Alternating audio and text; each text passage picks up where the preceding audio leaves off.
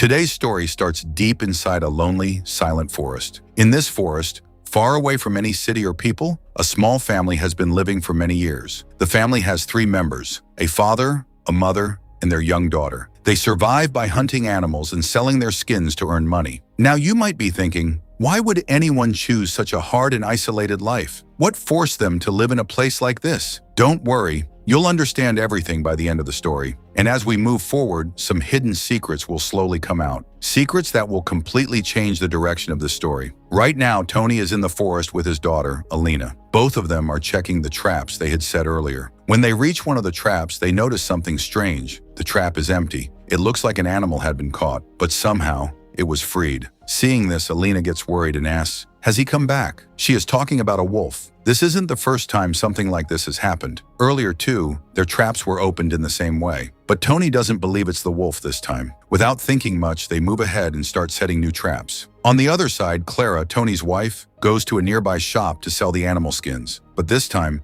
she doesn't get much money. The shopkeeper tells her that the animals they are bringing are very ordinary, so they are not worth much. Then he says something interesting. If she brings the skin of a wolf, she will get a much higher price. Clara knows that hunting a wolf is very dangerous and almost impossible for them.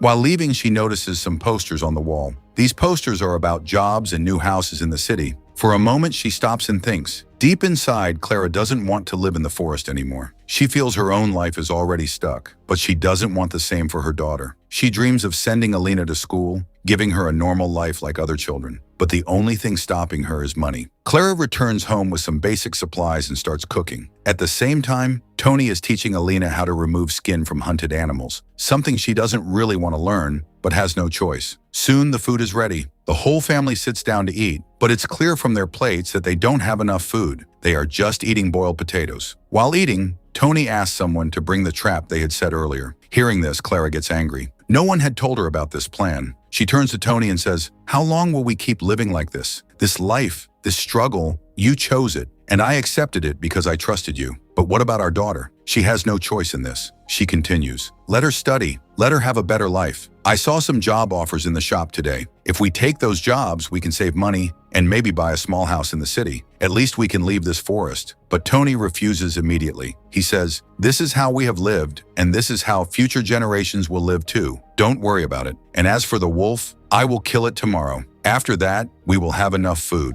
Clara realizes something very clearly at that moment. Tony will never leave this forest, not because he can't, but because he doesn't want to. And deep inside, Clara decides, no matter what happens, she will not let her daughter live the same life.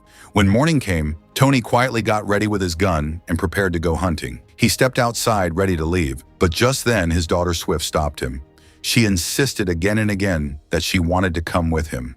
At first, Tony refused, but seeing her stubbornness, he finally agreed and took her along. After some time, Clara woke up.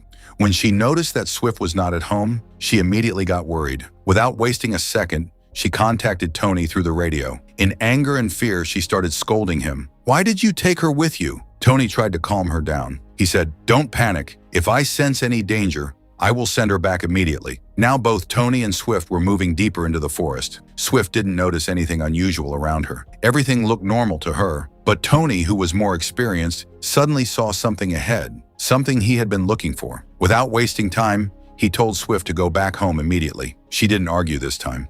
She quietly turned around and started walking back.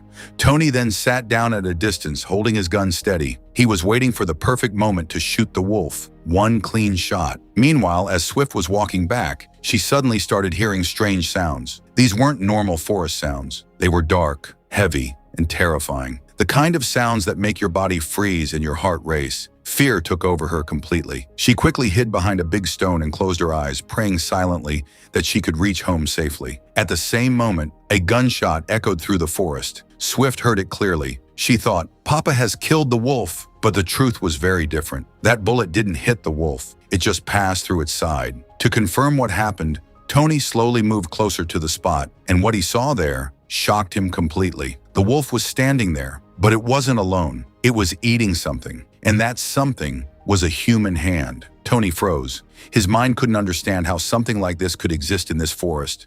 Where did this come from? Who was it? At the same time, the strange sounds around Swift started getting louder and closer. Her fear turned into panic. Her whole body started trembling. But it wasn't just her. Even Clara, who had gone out to collect water, started hearing those same disturbing sounds. Something was wrong, very wrong. Without thinking, Clara dropped everything and ran back toward the house. But Tony and Swift were still inside the forest. Tony, still shocked, slowly moved ahead. As he walked, he started noticing strange marks on the trees, cross signs carved into the bark. It looked like someone had made them on purpose, maybe to remember the path or maybe to not get lost. Following those marks, he reached a place. There was an old chair lying there, and as he stepped closer, his entire world stopped. All around him, there were dead bodies, girls, young girls. Their bodies were brutally mutilated. The scene was so horrifying that even a fearless person would lose their courage at that moment. Tony's heart started racing. Now he wasn't just thinking about the wolf, he was thinking about his family. 2 women, alone, in this forest. Fear gripped him. Without wasting another second, he turned back and rushed home. That night, the family sat together to eat, but the silence said everything. No one spoke. No one shared what they saw. Not Tony, not Swift, but it was clear. Something had changed. Tony couldn't sleep. He couldn't eat properly. His mind was restless. He had made a decision. No matter what happens, he will protect his family, even if it costs him his life. The next morning, before anyone woke up, Tony quietly left the house again. When Clara woke up and saw he was missing, she immediately contacted him on the radio. Tony replied calmly, "I've gone to kill the wolf. It might take time. Don't worry." But the truth was something else. Tony had returned to that same place, the place filled with dead bodies. Now he wasn't hunting a wolf. He was searching for something far more dangerous, a killer, or maybe something that wasn't even human. Something in that forest that hunted only women and girls. Back at home, when Swift wakes up, she and her mother Clara begin their daily work. Both of them carry the clothes and walk toward the river to wash them. Everything feels normal at first, but then Swift suddenly notices something. Her dog is missing. She looks around again and again, calling his name, but there is no sign of him anywhere. Worried, she leaves the riverbank and goes deeper to search for him, and that's when she sees it, the wolf. It is slowly walking toward her. For a moment, Swift freezes. Her body refuses to move. But before anything can happen, Clara notices what's going on. She screams at the top of her voice, loud, sharp, and full of fear. The wolf gets startled and runs away into the forest. Clara quickly pulls Swift back toward her. She has lived in this forest for years. She knows how to react in dangerous situations. But even she doesn't know one thing. What would she do if she ever came face to face with the thing that killed those girls? For now, there is no answer to that question. Maybe there will be one in the future. Without wasting time, both of them rush back home. But Swift is not ready to forget about her dog. She keeps asking about him again and again. Seeing her worry, Clara takes a gun and goes out alone to search for the dog. She walks through the forest calling his name, and after some time, she finds him, lying under a tree, dead.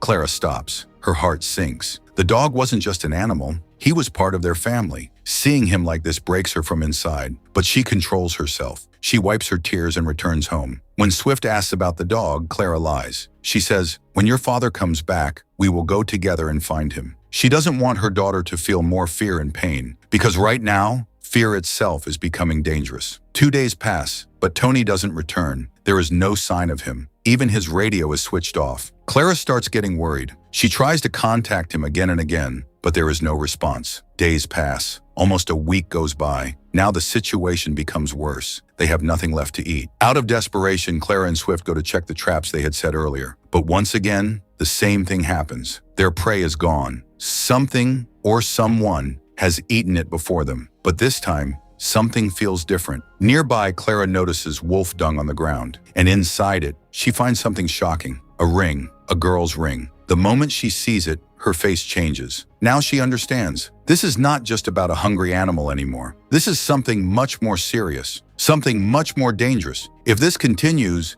its hunger will only grow, and then they could be next. Without wasting time, Clara decides to take action. She goes to the ranger station to report everything. At the same time, we see the head sheriff arriving there with a dead bear. The bear was found in someone's backyard, but no one knows how it died. While coming to the station, the sheriff also noticed an empty car parked on a forest road, but he didn't think much about it and moved on. Now at the station, Clara is already there. She tells them everything about the wolf, the strange events, and shows them the ring she found. But the ranger doesn't take her seriously. He says, "This is normal. The wolf is just doing what it has always done." This is nature. Then he adds, you people are the ones living illegally in the forest. You hunt animals here. Maybe some hunter went missing. Maybe he became prey himself. If any action is taken, it will be against you, not the animal. The wolf is just trying to survive. Clara feels anger rising inside her, but she stays quiet because she knows if she argues too much, they might arrest her. So she leaves the station and comes back home. But now a bigger problem is waiting. There is no food left. They are starving. With no other option, Clara makes a painful decision. They hunt a baby deer. It feels wrong. It feels cruel. But hunger leaves no space for emotions. Either they survive or they die. Clara tells Swift, sometimes you have to choose. Either you save yourself or you don't survive at all. Swift remembers what her father taught her. With heavy hands and a silent heart, she removes the skin from the deer. Then they cook the meat and eat. At the same time, Swift quietly asked, where is Dad? It's been more than a week. Clara had no answer. She just stayed silent. Suddenly, the radio made a small sound. Clara quickly rushed outside and picked it up, but again, there was only silence. Her heart started racing. Was that Tony? Was he trying to contact them? Or had something bad already happened to him? That whole night, Clara couldn't sleep. She kept thinking, someone is trying to reach us. Someone is out there. Then suddenly, a loud scream echoed through the forest. Clara froze for a second, then grabbed a gun and a torch and ran outside. She started looking around carefully, and then she saw him, a man, lying on the ground. His body was shaking in pain. His hands and legs were badly injured. For a moment, Clara thought, is it Tony? But no, it was someone else. She quickly sent Swift back inside the house and then dragged the man in using a stretcher. He was in very bad condition. Clara immediately started treating him. Both his legs had deep wounds. Blood was still coming out. She cleaned the wounds, stitched them carefully, and wrapped bandages to stop the bleeding. By morning, the man was still unconscious. Swift slowly came into the room to see him. Just then, the man opened his eyes. Swift got scared and stepped back. From the beginning, she didn't trust him. She told her mother, we should let him go. Dad always says not to trust strangers. Clara replied, if your dad was here, he would have helped him too. She also noticed that the man had a camera with him, but still, they didn't know anything about him. Who was he? Why was he here? At the same time, the sheriff was again driving toward the station. On the way, he noticed the same car parked near the forest road. It had been there for more than 2 days now. This time, he felt something was wrong. He stopped his car and got out. He looked around carefully, trying to find any clue, but there was nothing. No person, no movement. So he noted down the car number and went back to the station. Back at the house, the injured man slowly started speaking. During the conversation, he told his name was Luke. Clara asked him, what are you doing in this forest? Very few people come here. Luke replied, that's exactly why I came here. He said he was a photographer. He had read a lot about this forest on the internet, so he wanted to explore it and take pictures. But on the way, his car broke down, so he decided to continue on foot. And then something attacked him. He said, I couldn't see it clearly, but whatever it was very heavy and very dangerous. He looked at his legs and said, the wounds it gave me are so deep that I can't even walk. Hearing this, Clara felt sure. It must be the wolf, she thought. But then a question came to her mind. Do wolves really weigh that much? If it was a wolf, he should have seen it clearly. Meanwhile, Swift was just staring at Luke silently, and deep inside, something didn't feel right to her at all. As time slowly passes, Luke's condition starts getting worse. His wounds are not healing. In fact, they are becoming more painful. Seeing this, Clara finally says, we have to take him to the hospital. If we don't go now, his condition will become even worse. But there is a big problem. To reach the hospital, they have to go through the forest and walk all the way to where the car is parked. And in this situation, if they come face to face with that wolf, it could be very dangerous. Still, they don't have any other choice. So somehow, Clara and Swift lift Luke, place him on the stretcher, and start moving through the forest. They walk carefully, step by step. But suddenly, in the middle of the way, Luke's wound starts hurting badly. The pain becomes unbearable. He screams loudly. That one scream is enough to scare both Clara and Swift. They immediately panic. What if that thing hears this sound and comes back? Without wasting a second, they turn around and rush back home with Luke. They lay him down again. Now it's clear. They cannot take him out like this. They need another plan. After thinking for some time, they come up with an idea: poison. They take pieces of meat and mix poison into them. Then they place those pieces outside their house in different spots. Their plan is simple. If that animal comes, it will eat the meat and die. That night, Clara stands outside with a gun, waiting, watching, listening, ready for anything. But nothing happens. No movement, no sound, and still, no sign of Tony. The night passes in silence. The next morning, things start getting worse in another place. At the station, the head sheriff is under pressure. He is receiving many missing reports. Most of them are about young girls who have disappeared in just 1 week. Something is clearly wrong. As he tries to connect all the clues, his thoughts keep going back to one thing: that car on the forest road. Before his duty ends, he decides to check it again. He drives back to the same place. This time he walks deeper into the forest, and after some distance, he finds something terrible: dead bodies. The same bodies that Tony had seen earlier. The sheriff is shocked, but before he can do anything, his leg suddenly gets stuck in a trap. He falls, and while trying to free himself, his hand also gets trapped. Now he is stuck, completely helpless. These traps were most likely set by Tony to catch the killer, but now the sheriff himself has become trapped. Back at the station, the ranger notices a voice message from the sheriff's wife. Something feels wrong. He realizes that the sheriff might be in danger, so he decides to go and find him. He takes the same road into the forest. At the same time, Clara also makes a decision. She can't wait anymore. Tony has been missing for too long. Now she has to find him herself. She picks up a map so she doesn't lose her way and steps into the forest, not knowing what she is about to face next. While searching through the forest, Clara notices a rabbit caught in one of the traps. For a moment, she just stands there. She doesn't want to kill it. She never liked taking lives, not from the beginning, but her situation has forced her into this life. With closed eyes and a heavy heart, she kills the rabbit. All this time, she stayed in this forest only because she loved her husband. But now, even he is missing. Still, she doesn't give up. She keeps moving forward, searching for him. And then, she finds him, Tony, lying on the ground,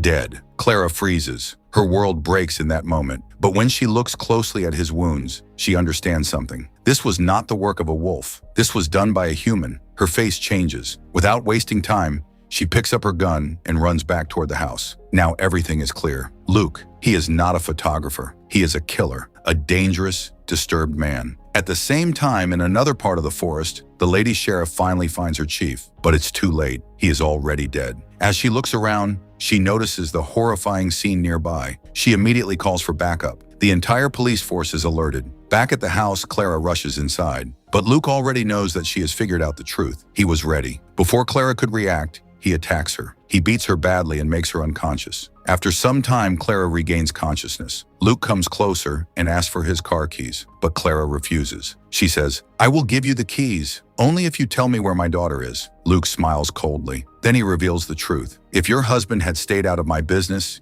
he would still be alive. But he interfered, so I killed him. And now, I will do the same to you." Hearing this, something inside Clara changes. She quickly grabs a trap nearby and strikes him, managing to free herself. Without wasting a second, she runs toward her daughter's room. And then, she sees it. The moment her eyes fall on that scene, her soul shatters. Her daughter, her innocent little girl, has been brutally killed. Clara stops breathing for a second. Her entire world collapses. For 1 whole week, she had been living with the murderer of her husband and daughter inside her own house. This thought lights a fire inside her. Now, there is nothing left to lose. The Clara standing now is not the same Clara anymore. Her face is empty, cold, as if something else has taken control of her.